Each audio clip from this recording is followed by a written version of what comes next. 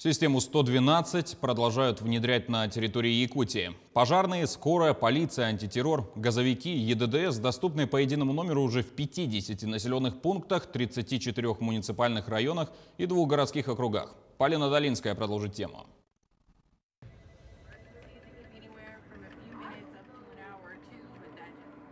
Что произошло? Назовите адрес. Многие из нас не раз видели в зарубежных фильмах, как человек, попавший в беду, обращается за помощью на единый номер службы спасения 911, где ему оперативно отвечают профессионалы, и на место происшествия выезжает необходимая служба. Такая практика в нашей стране появилась сравнительно недавно, а на территории нашей республики и вовсе заработала только в 2019 году. Но за этот небольшой срок она показала себя с лучшей стороны. Изначально работа была организована на территории городского округа город Якутск и поселок Жатай.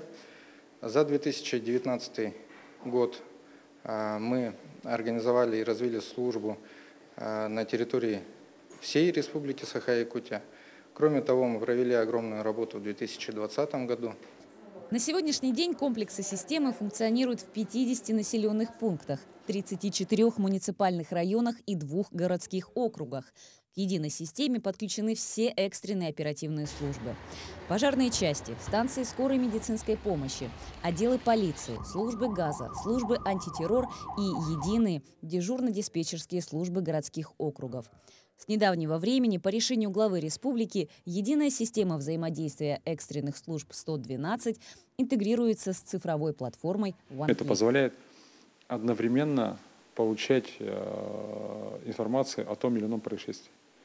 И, соответственно, скорость реагирования на ту или иную экстренную ситуацию, она кратно возросла, что, конечно, в конечном итоге влияет на спасенные жизни. Плюс мы провели по поручению главы Республики Якутия Арсения Сергеевича интеграцию с порталом OneClick. То есть обращение на портал OneClick можно теперь делать и через систему 112.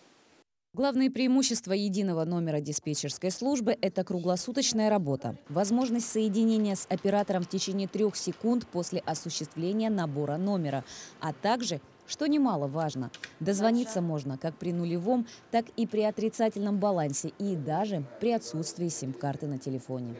Операторы работают хорошо. Мы слаженно работаем с другими службами экстренными. Где-то они к нам обращаются, что-то мы у них спрашиваем. То есть ситуаций много, но реагирование идет сразу. То есть мы назначаем необходимые службы, контролируем, как реагируют службы, которые должны выехать по данному вызову. Ну и, соответственно, ведется контроль не только по городу Якутску, но и по всей республике. За сутки в единую службу поступает от 1500 до 2000 звонков. К сожалению, 50% из них ложные и осуществлены по случайности детьми.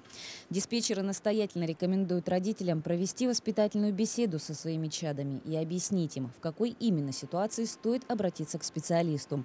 Ведь иногда звонок по детской шалости может стоить жизни тому, кому помощь действительно необходима. Полина Долинская, Григорий Охлопков, Якутск.